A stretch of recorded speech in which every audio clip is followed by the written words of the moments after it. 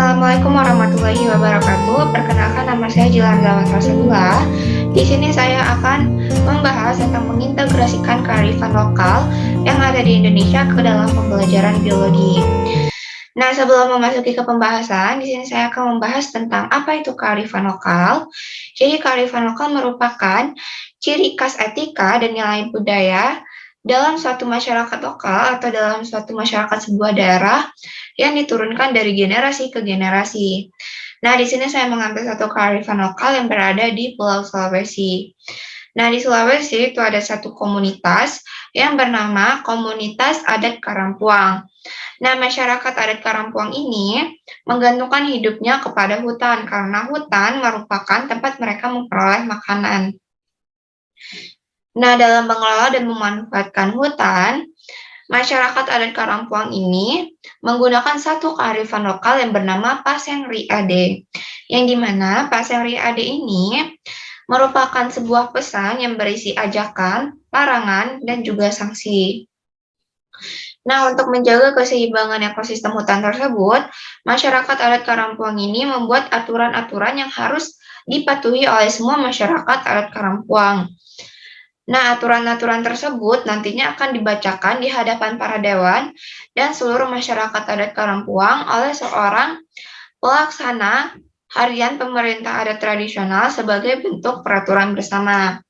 Nah, nilai pendidikan yang bisa kita ambil dari kearifan lokal Paseng Riade tadi, yaitu agar kita tidak menebang hutan secara sembarangan, dan juga masyarakat adat Karampuang mengajarkan cara untuk menjaga keseimbangan ekosistem hutan.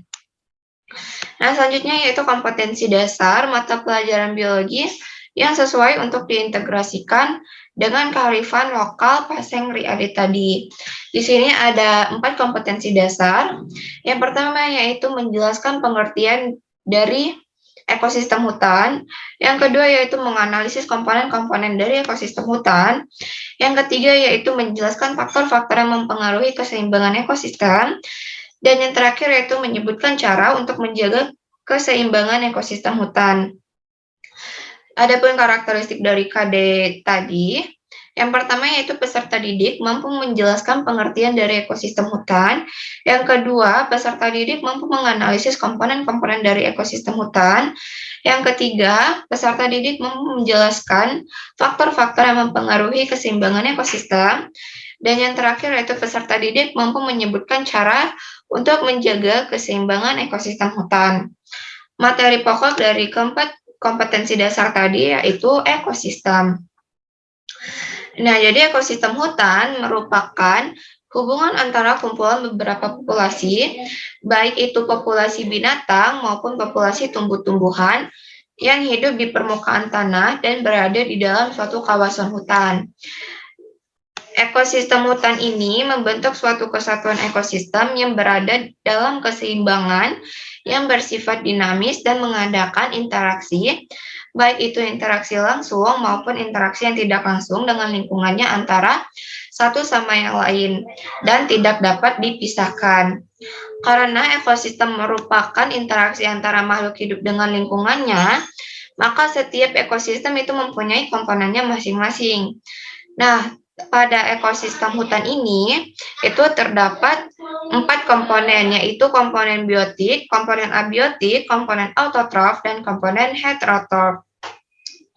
Berikut saya jelaskan lebih rinci dari masing-masing keempat komponen tadi. Yang pertama yaitu ada komponen biotik. Nah, komponen biotik ini merupakan komponen yang berupa makhluk hidup. Contohnya itu seperti tumbuhan, hewan, dan organisme-organisme lainnya. Yang kedua yaitu ada komponen abiotik. Nah, komponen abiotik ini merupakan kebalikan dari komponen biotik tadi.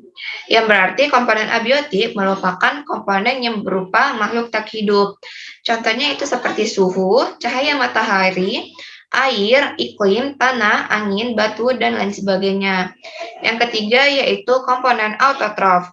Komponen autotrof itu merupakan komponen yang mampu menyediakan makanannya sendiri. Nah, dalam membuat makanannya sendiri, komponen ini menggunakan bahan-bahan anorganik.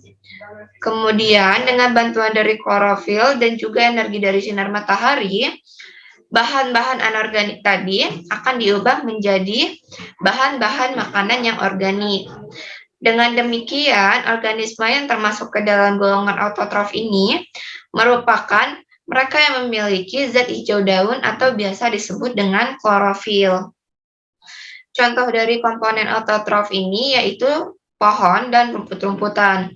Komponen yang terakhir yaitu komponen heterotrof. Nah, komponen heterotrof ini merupakan komponen yang selalu memanfaatkan bahan yang organik. Dengan kata lain, komponen heterotrof ini dia memperoleh makanan dari komponen autotrof. Contoh dari komponen heterotrof yang ada di dalam ekosistem hutan yaitu binatang, jamur, dan jasad-jasad renik. Nah, ekosistem tadi kan sangat penting untuk kelangsungan hidup bagi semua makhluk hidup yang ada di muka bumi ini. Nah, agar semua komponen ekosistem dan seisinya itu berjalan dengan teratur, maka dibutuhkan ekosistem yang bersifat dinamis dan seimbang. Nah, ekosistem yang sudah seimbang itu sewaktu-waktu akan mengalami perubahan.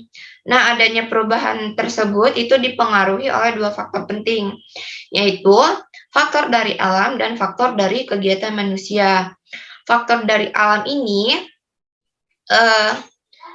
itu biasanya terjadi akibat dari bencana alam, contohnya seperti banjir, gempa bumi, gunung meletus, tsunami, tanah longsor, dan lain sebagainya. Sedangkan faktor dari kegiatan manusia, contohnya itu seperti pembuangan sampah secara sembarangan, terus pencemaran lingkungan, adanya pembangunan, dan juga penebangan hutan secara sembarangan. Nah, untuk mencegah adanya perubahan ekosistem tersebut, itu terdapat beberapa cara untuk menjaga keseimbangan suatu ekosistem, khususnya yaitu pada ekosistem hutan. Cara yang pertama yaitu melakukan sistem tebang pilih. Yang kedua yaitu melakukan reboisasi, dan yang terakhir yaitu tidak memburu hewan-hewan yang berada di dalam hutan tersebut. Baiklah, sekian penjelasan dari saya tentang mengintegrasikan kearifan lokal yang ada di Indonesia ke dalam pembelajaran biologi. Saya tutup dengan wassalamualaikum warahmatullahi wabarakatuh.